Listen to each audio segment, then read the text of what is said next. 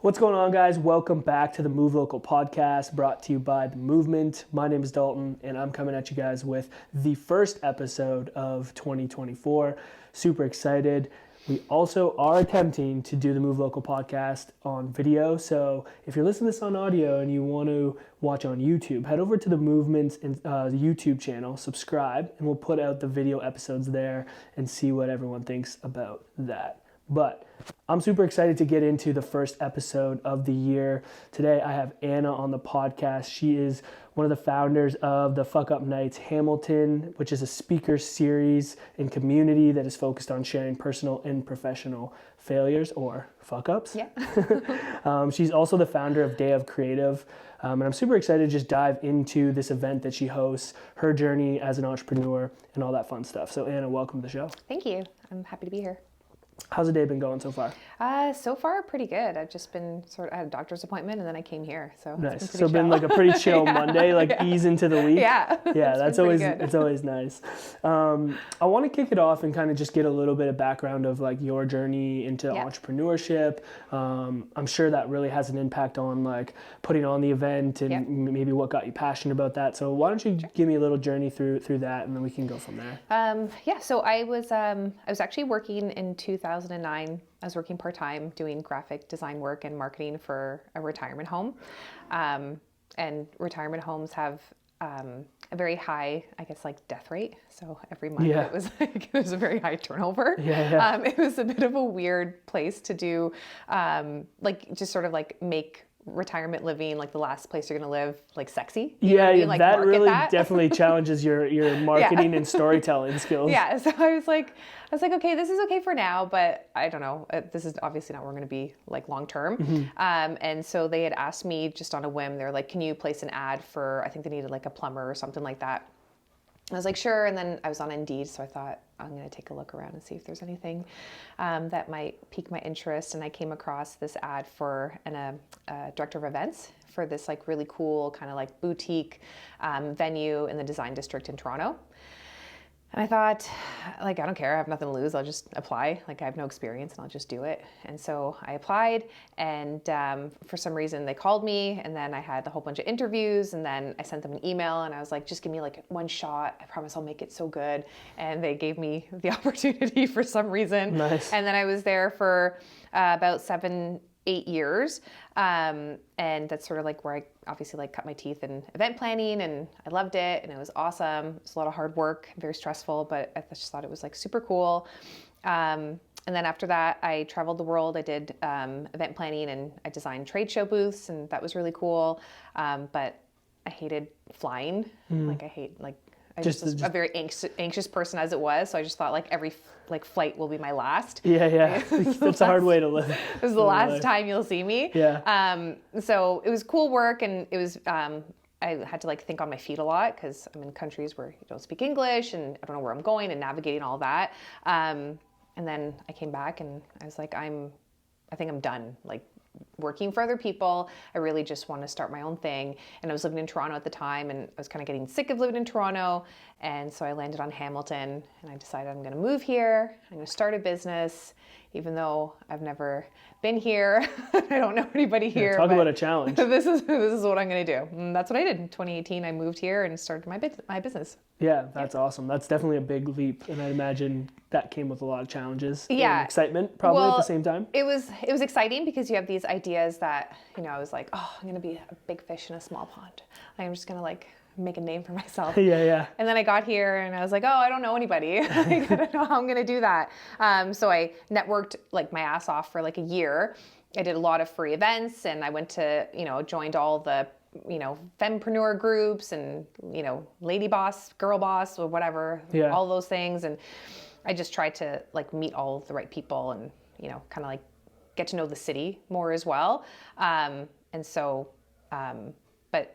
basically what led me to Fuckup Nights is that I was here for a year. I was trying really hard. I did all the right things. Like I had my website up, and I got grants, and I wrote business plans, and I was like, I'm a shoo-in. There's no way I'm going to fail. And after being here for the first year, I wasn't making any sales. And nobody really gave a shit about what I was doing. And so my brother sent me an email, And he was like, you should go check out this event in Toronto called Fuckup Nights. And, you know, maybe you'll like it. Like, go check it out. And I went, and I was just like blown away by what I saw. Like, there was like, they had 4 speakers. Each one was different. You know, some were entrepreneurs, some were, you know, had like, weren't entrepreneurs, but had like careers working for other companies, businesses. And they were all talking about their professional fuck ups. And I was like, that's crazy. I only ever heard people talking like about themselves when it came to like business and entrepreneurs and sales, like talking about like how many sales they made and talking a lot of shit about themselves. You know Totally. what I mean? Yeah. Like it's like, and honestly, it's even now more than ever, I find like entrepreneurship is like very sexy, and oh like, my gosh, when you look around and like it's portrayed Social as media. that, which I think there's a lot of amazing things. And as you know, as an entrepreneur, there's a lot of amazing things about entrepreneurship. And I personally, as an entrepreneur, would not change that. Yeah. And I'm glad that I have the things that I have and doing things I do. But there's a lot of struggle and challenge that comes with that doesn't get shared and can be very much portrayed to the masses as like, oh, this is this easy thing that you basically just start a business in. All of a sudden you're rich and you have all these followers on Instagram and you're doing everything you want, right? When in reality, like, that's not the case a lot of times. No. And like people really struggle, and you know, obviously even just being a year in and not having any sales that you really feel like is driving your business forward, it's like, that's a really tough place to be in. And a lot more people experience that in entrepreneurship than the opposite. So the opportunity to share those things, and that way you can feel a little bit more normal. Yeah. You know? Yeah, I could absolutely. imagine that would be a massive thing for you in that situation, you know? Yeah, because I was looking out, like, social media is such a blessing and a curse, because I was looking at the time, I was like, all these people are doing so much better than me, and like, look at this person, look what they're doing, and oh, this person, and really, I mean, like, I could fake social media. Like anybody can do that, right? Like everybody kind of like stretches it a little bit. Totally. So it was just, I was in my own head and I was like, this is such a bad idea. What have I done? Like such a stupid idea. Yeah. But I went to go watch, these people, and they were all talking about their failures, and everybody was like so captivated. And then afterwards we networked, and everybody was like talking about their failures and talking about successes as well, but talking about like these times where you think it's like the end of the world, and it's so bad and it can't get any worse, and then it gets better, and then you think back and you're like, that really wasn't that bad, and I made it through, and it kind of prepares you for the bad times that are going to come, because there's always going to be bad times. And yeah, I was going to say that those failures don't go away. Like they continue to happen over the years, and I think like oftentimes what I've learned is some of your biggest failures can be something that sets you up for the most success later on, right? Yeah. And it's learning how to weather those failures. And a lot of times I think it's feeling like you're the only one in the whole wide world that's ever failed. So having that ability to like talk with other people who are like also sharing failures that are equal to yours, or probably some cases way bigger than yours, you're like,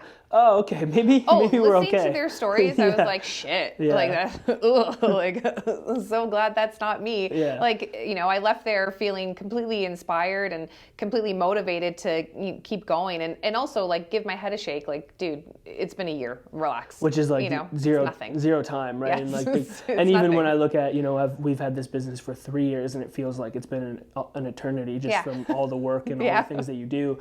But like even 3 years is zero time. Yeah, like it's not enough. I think it's like they say, it's like you need 5 years to turn a profit or something like that, or I don't know, to be established or something, which totally makes sense, because now I'm in the sort of 5th, 6th year of my business, my event planning company, and now it feels right. Like what I'm doing with it feels right now. Yeah, so, that's cool. Yeah, but like that's, I left there, and then I contacted Fuckup Nights in New Mexico. That's where it all started. Yeah. And I said, I really want to bring this event to Hamilton. Like, how can we do that? Yeah, and I want to get into that because I think Hamilton is such a great place for that type of night. But before we do that, I'd be curious to hear a little bit, like you just mentioned, you finally feel like you've found your way in like your own business. Like, take me a little bit more through like what that looks like for you like now, because I know that's evolved.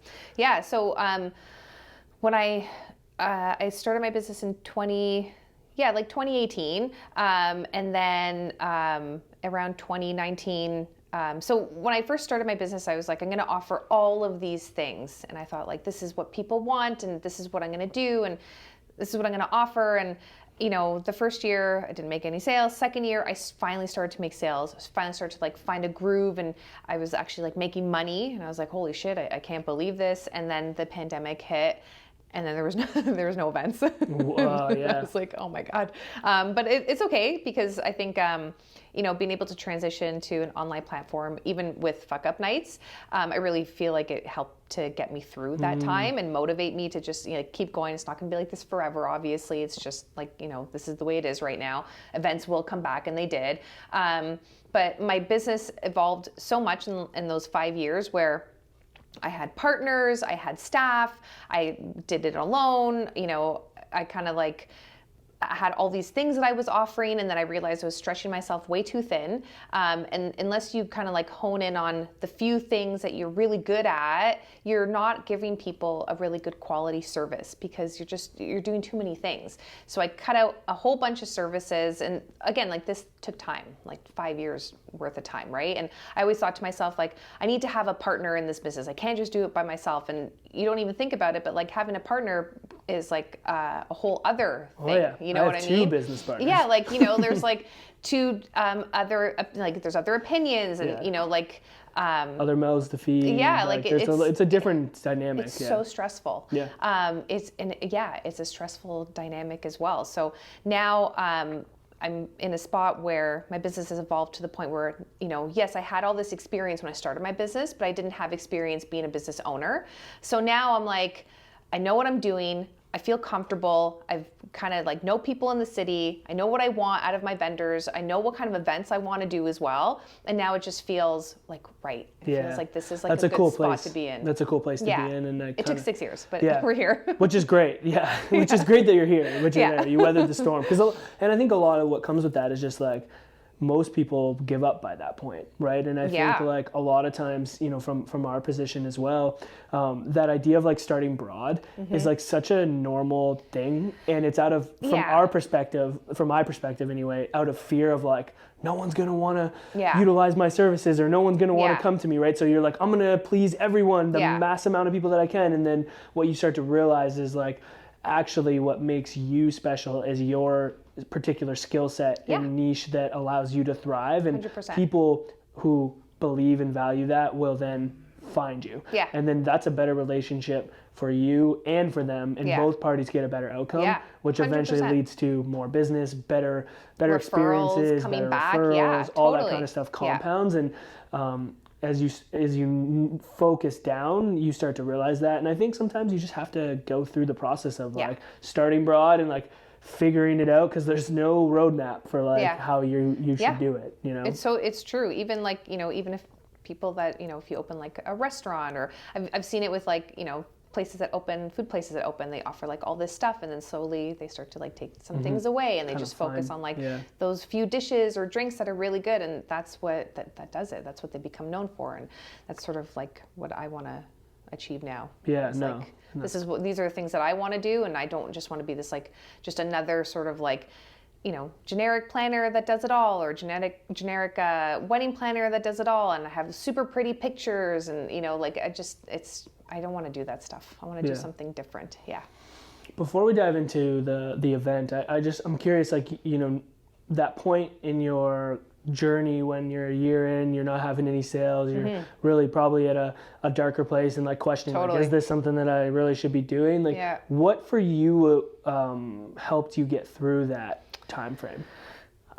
So at that time, I was becoming very depressed, and I was becoming very like angry, like internally angry, which was also becoming like outwardly angry. And when you're upset and you feel like you're disappointed in yourself, and you feel like you've already failed before you started, that takes a toll on you. It's something you live with like every day. You wake up and you're like depressed about it, and you're upset about it. So of course you naturally start to become like not the life of the party. You're just like this like downer all the time, and people notice it, and then you get mad at people for noticing it, and it's just like this awful cycle. So things I've always believed in doing whenever I'm feeling badly is like, obviously like exercise and be around your friends and do things that make you feel good, and that's all fine and good, but that doesn't really help me with my business. Like, how do I get this thing going, or do I just stop it? But really, like, fuck up nights, I think is what helped me, to be honest, because I looked at this, I listened to these speakers, listened to what they had to say, and a lot of them were in the same spot as me. And some of them were like, I just, I decided that wasn't for me and I did something else and that worked out better. And some of them were like, I just kept moving forward. And there was a few things that made me, like a few points where I was like, okay, I can keep going forward with this. I've only been doing this a year. I've never done this before. This is a totally new city. I have to give myself time. It's all about patience and giving myself, time and patience to like deal with it. That's why when the pandemic hit, I wasn't like, oh, here we go again. Right. Like, yeah.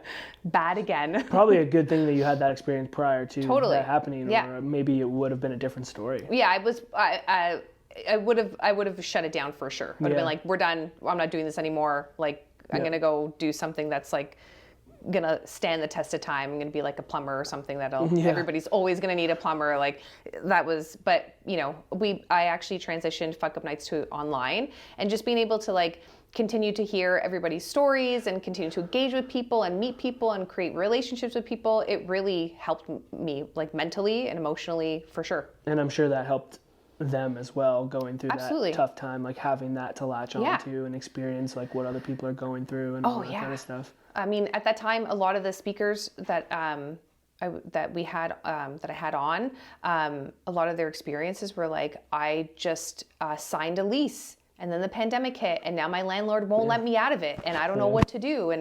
And even then, you're just like, oh my gosh, that's awful. Yeah. Like, please, like, and they were so happy to talk about it too, because a lot of the time I get feedback where it's like, I found that very therapeutic. That really helped me. I feel, like I feel inspired. And then people tell me I feel inspired from listening to those stories. So it's like a lovely little magical circle. Yeah. I love it. So yeah, on that note, like, we've kind of hit on it a little bit of like what the night looks like, but maybe take us through what Fuck Up Nights is, what it looks like to do that in Hamilton, and some of the examples maybe of speakers that you've had. Yeah. So first, I just want to talk, just say a little bit about how Fuck Up Nights started. Yeah, because a lot of people don't know. Yeah. So a group of friends in, I think it was like New Mexico. They were out, it was like 2012, they were at a party, they were drinking, they were listening to, everybody was like talking about themselves, talking shit, like whatever, what people do at parties. And when they left, one of the friends turned to the other friend and said, why is it that all anybody ever wants to talk about are their successes? Nobody ever wants to talk about their failures. And then they each started talking about their own professional failures on this like walk home. And by the time the walk was done, they each, they felt like closer to one another. They're like, this was really cool. It was nice to like talk about this stuff and let it out and get people's opinions and whatnot. So they decided in a couple of weeks they were going to meet up again. They were each going to bring somebody new. They were going to share the failure, and that's essentially how it started. And now Fuck Up Nights is like in over 200 cities around the world. They share thousands of stories of failure every year. There's new cities joining every month kind of thing. Yeah. And that's basically how that all started. And I went to the one in Toronto. They do a really cool job in Toronto, so I highly suggest if anybody's interested, go check out the Fuck Up Nights Toronto. And then that's how I was like, oh, I'm going to bring that to Hamilton. And that's how the person in Toronto, she went, I think she was like in Israel or something. She went and she was there and she was like, I'm going to bring this to Toronto. Nice. That's kind of how it started. Yeah, that's crazy. I've never heard of it until, gotta give a shout out to my barber, Dre, at Andiamo. Yeah, he's awesome. Who I'm still trying to get on this podcast, by the way.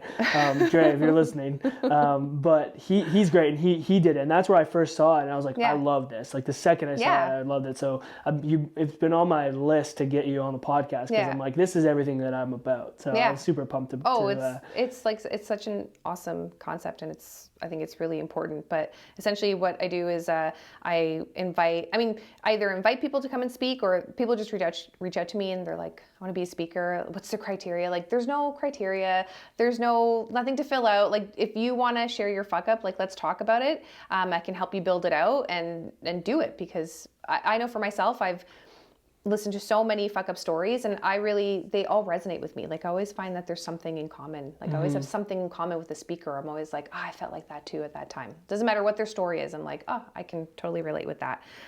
So essentially the night is super chill. You come, have a drink, we dim the lights. We have our speakers go up. We have a short Q&A, and then we have some more networking and drinks afterwards. Yeah. Yeah, we provide a snack. Last time we had sushi, and sometimes we have like pretzels and hot sauce, and I don't know. Yeah. Just come and hang out. That's basically what it is. No, I love it, and I think like it's a great way to highlight the local community, which this podcast is all about. And like my favorite thing about this podcast is talking to people and see how interrelated they are. So just knowing you probably host wherever you host these at, I would imagine it's probably local places. Yeah, so I've been having them at Steeltown Cider Co. They're so awesome. There's like super chill. Cool. I've tried to get them on the podcast. Yeah. We tried to set something up in 2023 and it just never ended up happening. But they seem like a cool group of people and what they're doing. They're so cool. And I love the space. The space is awesome. In the summertime, they like put up the garage doors, and then you can have like a little indoor-outdoor kind of space, which is really cool. But yeah, we've been doing it there, and it's been working really well. Like, I don't know. It's like, it is the chillest event that I do. It's my favorite event because it literally takes me 20 minutes to organize, and that's it. Yeah. And there's never any issues. Nobody ever gives me a hard time. It's not hard. Like, I don't care. People even will send me their slides, like speakers, like 5 minutes before we have to go on. Like, it doesn't matter to me. That stuff, it's like such a no frills event. Yeah, that's cool. Yeah, it's lovely. I like that vibe. What has been maybe some common themes you've seen pop up with some of the speakers? Are there like certain topics that you see like, oh yeah, this is like a common fuck up that people talk about, or is it like very widespread in terms of like what people are experiencing? Everybody's story is different. Like, I don't think there's ever really, it's like there's a common theme, except for during the pandemic. A common theme was, I'm getting screwed on my lease, or like I did all of these like improvements to the building, and now my landlord is like, you got to get out, or they're increasing the rent, or stuff like that. Or I guess another common theme is, or one other common theme would be like people are too trusting. Do you know what I mean? Like they either have, get into business with people that they don't really know that well, or they trust people to, they hire people and they think that, these employees are going to be great, or I don't know, whatever. And then they get screwed over or stolen from or whatever. But that sort of like, I was too trusting and this is what happened. And now I'm hardened because of this. Like, so that one's like a little bit of a theme. But other than that, they're all different. Like I've listened to speakers where, they were like drug addicts, and because of their addiction, they lost their businesses, or they were so involved in their business, they lost their families, or they lost their friends, or they made, bad decisions, they lost all their money. Like it's really anything. I've had people talk about like the impact of social media on their mental health and their business. I've had people talk about, just not knowing enough about a business and then starting a business that they don't know anything about. And it's like, sometimes you're so focused and you just believe so much that you can make it happen. And then it's like, you have to go through all these things in order to realize that, you don't. Yeah. Like some people have the foresight and some people don't, and that's okay. Like it's all learning, right? But it's just like so many, it's all different. Like, that's cool. And the cool part about that is anyone who's going through like their own journey will be able to relate to each of those things in their own way. Absolutely. Like it might not be to the level of some, but like I think there's a set like experiences that you go through as an entrepreneur where like you will resonate with those things, whether it's like super accurate or like not as big of an impact on your life. But that's a cool part. Yeah, absolutely. Like I said, I mean, I may not relate to the story, but I relate to the feelings, when someone's like, maybe they lost, I don't know, millions of dollars and they made a bad choice, or they, made a bad investment. Like I don't invest in anything. I don't know that feeling, but I know the feeling to spend like a lot of money on like a collaboration shoot and then have it all go to shit or something. Or like somebody doesn't, all of a sudden now like the photos that we got aren't what we thought we were going to get, some stuff like that. Smaller scale, but I know that feeling of like that loss kind of thing. Yeah, totally. Yeah. What is like the feedback that you get from people that are at the events, or maybe speakers? Like, is there feedback that they give you of like, oh, I took this away, or is there any like things that you've gotten from that? Yeah, so I get a lot of positive feedback. Hopefully I don't get any negative feedback, knock on wood. But for the most part, it's from speakers. It's always like they find it therapeutic. They had a lot of fun doing it. They want to do it again. And it's funny, sometimes it's hard to get speakers. Like some people are like, oh, I really want to speak, but not yet. Or I have so many fuck ups. I don't know which one to choose, or I don't know if I can do it. And it's like, you can do it. Just fucking do it. Like, who cares? Like everybody fucks up. Like, it doesn't matter. Like the best part of being a speaker is that it's your own story. You can't forget it. Right. Do you know what I mean? Like there's nothing really, you can practice and whatever, but really it's your own story. So it's like, it should be easy to just talk about it.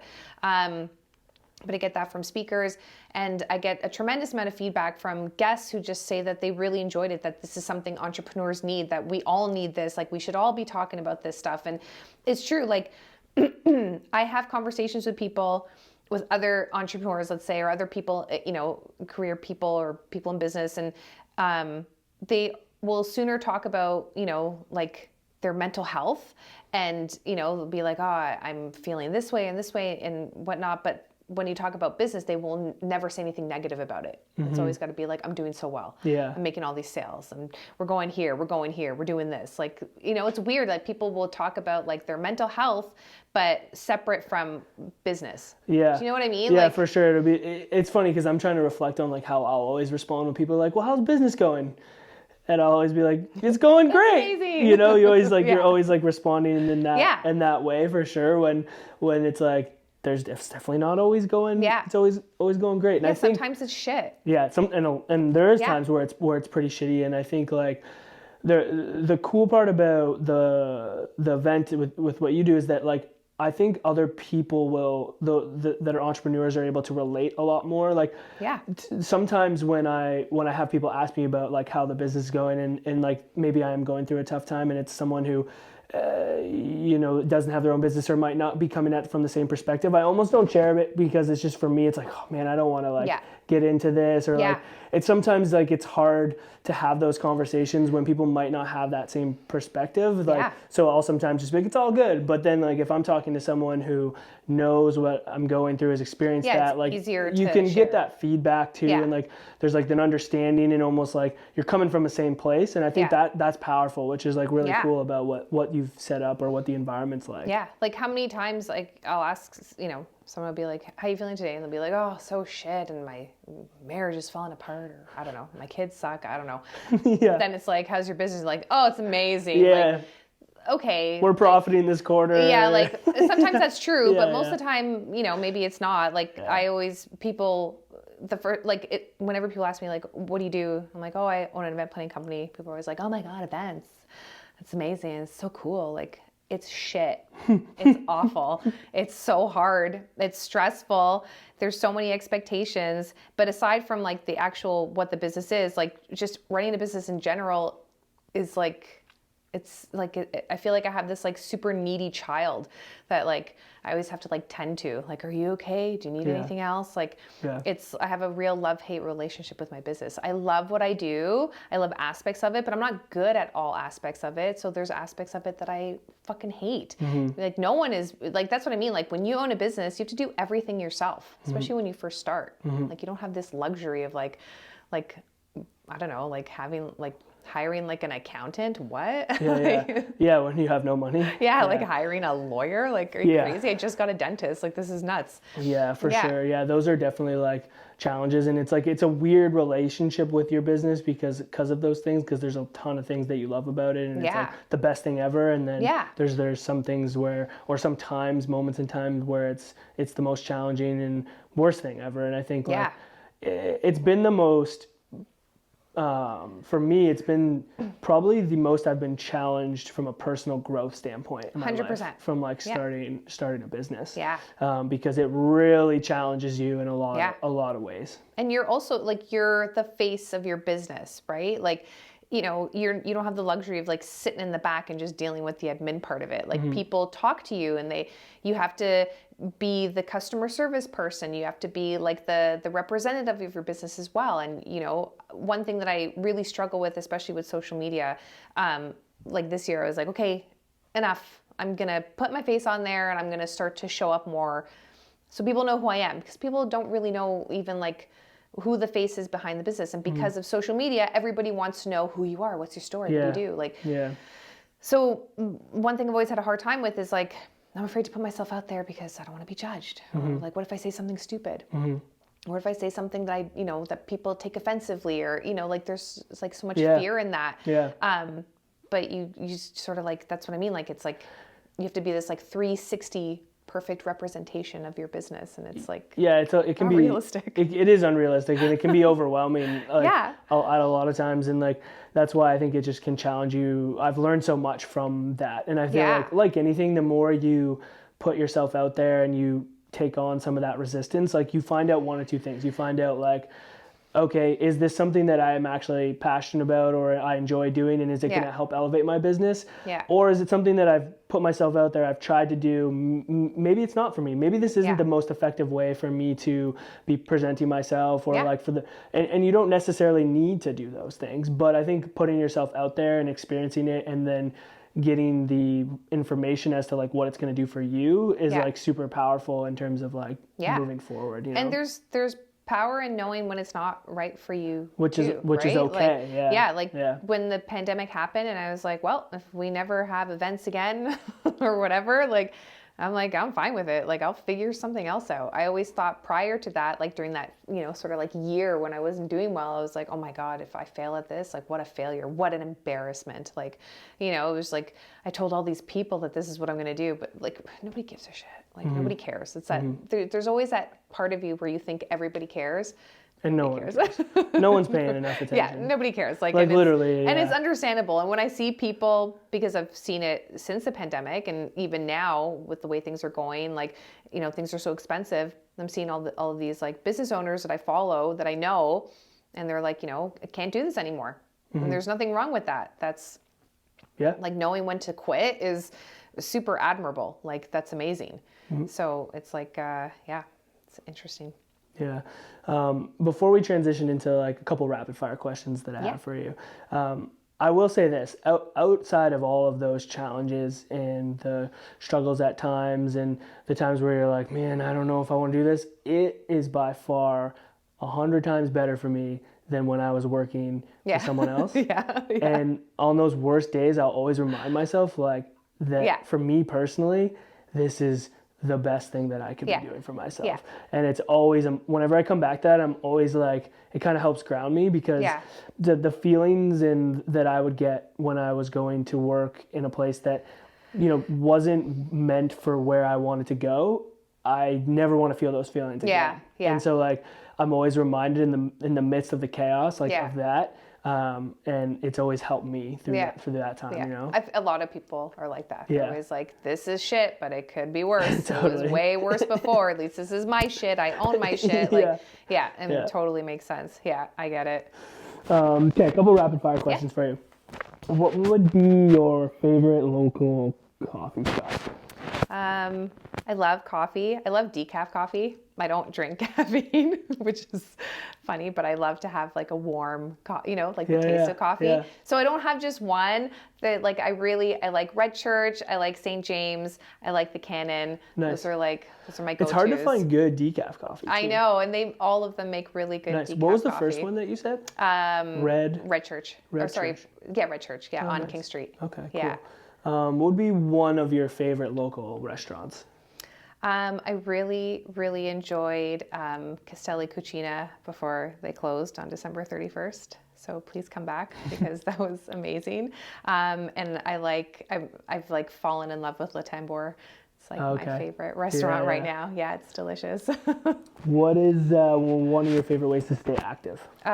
So as I've gotten older, I've realized how important like being healthy is, not just from seeing, like as you get older, people get older, and the older people in your lives get older, and then they pass away, and you kind of see what that looks like, and you're like, oh, that's terrifying. So it's like super important for you to be healthy, but also how important it is for my mental health, like, so I I love Hamilton Oh, Spinco. It's nice, yeah. amazing. It's like, I love going there. It's awesome. I jog, I box, I do. Oh, sweet. Honestly, I can't fit any more exercise into my routine, but Yeah. I do it not because like, it's not even a vanity thing. It's strictly just because it gives me an opportunity to like shut everything down and just focus on like breathing, which I never get to do. Yeah, no, that's great. Those are all awesome. Yeah. Awesome, yeah. It doesn't have to be your favorite, but what is like one of your more recent favorite like speakers at the event that stand out to you?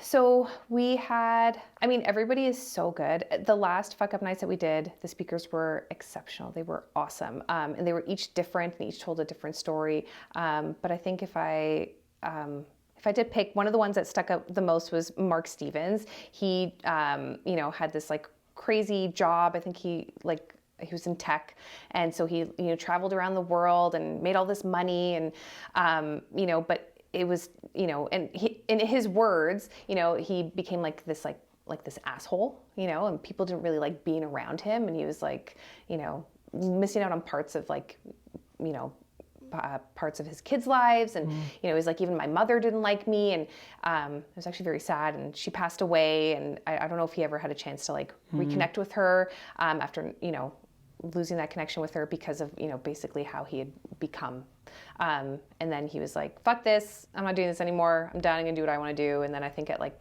I don't know, 50 something maybe, he went back to school and became like a therapist, and Oh, wow. now he lives in like a cabin in the woods, and this is what he does, and I'm like, oh, you're amazing. That's awesome. Like, that's that's cool. crazy. Yeah. So it definitely resonated with me because I was like, yeah, I know what it's like to be so stressed from work. And, I used to be like a busy person. Like, I'm so busy. I'm busy. Oh my God, I wish I could do that. I wish I had a weekend to busy. Yeah. Like, that was such an annoying part of me. It was like what I used to like identify like who I was. Yeah. And so I know what that's like, because then people get annoyed with you. And I was a dick to people because I was like starving all the time. I never slept. I was always running around, going crazy. So that resonated with me because I was like, I know what that's like, Yeah. And it was very sad also. I was like, everybody was crying. Oh man. It was very sad. I love the emotions. Yeah. I love the emotions that come out of these conversations. But yeah, it was that. I'd say that one was Cool. was one for sure. The last question that I like to ask everyone on the podcast is like, what does move local mean to you? Not what you think I want it to mean. Like, what does those words mean to you?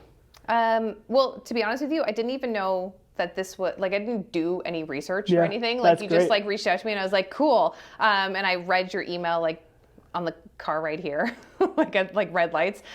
So I just figured Move Local was like basically like, the people in this city, the local people that move this city, move it forward, keep it going. And that's basically what it means to me. And I thought, oh, that's really cool. And yeah, like Fuck Up Nights is part of that too.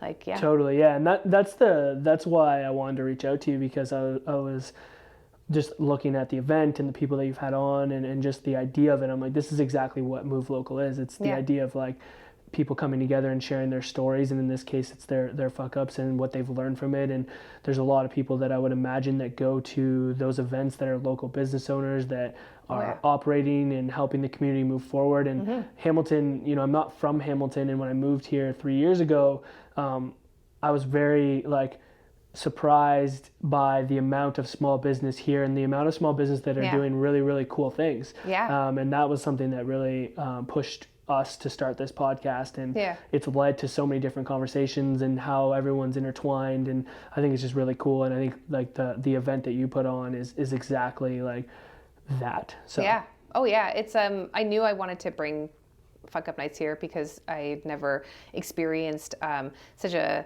like, it was like a smaller city than Toronto, and everybody here, it seemed, was like an entrepreneur. Everybody did something, and so many creatives and artists here, and I just knew that it had to come here. I knew it would do well. Yeah. So when's the next night? So the next one is February 15th. I haven't like officially announced it yet. So the announcement will come in a week or so. We've got 4 really cool speakers. I don't want to say who they are. Yeah, of course. Be a surprise. But very, very cool speakers. It'll be at Steeltown Cider Co. again. And it'll be the day after Valentine's Day. So maybe it's a nice little date night. for some people. Yeah, no, I think that's great. And listen to some fuck-ups. And should people, like, where can people follow you on Instagram? I would imagine that's where you would announce it. Is that the best place to go? Your everything website? is on Instagram. So it's at Fuckup Nights Hemont. We're actually in the process of changing the website. So we're switching to a different platform for it. But the current website is still up, and it'll be up until we make the transition. And that's at fuckupnightshemont.com. Sweet. Yeah. Yeah. So definitely check that out. Pay attention to the next night. Yes. I am going to do my best to be there for that night because I'm super excited about it. Thank you so much for taking the time, coming on, sharing your stories, sharing what Fuck Up Nights is. I'm super excited, and I hope that like this year's a good year for that event because I think it will be. I'm excited about it. So. I think it will be too. Thanks for having me. Yeah, no problem. Sweet. That was great. Thank you.